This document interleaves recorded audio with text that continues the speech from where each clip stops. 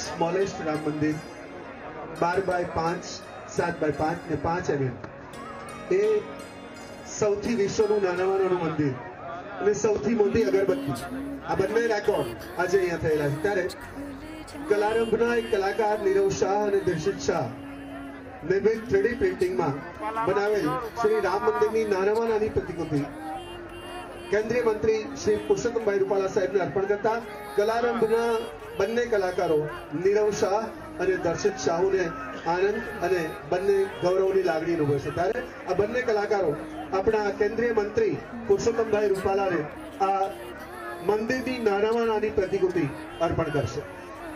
જય જય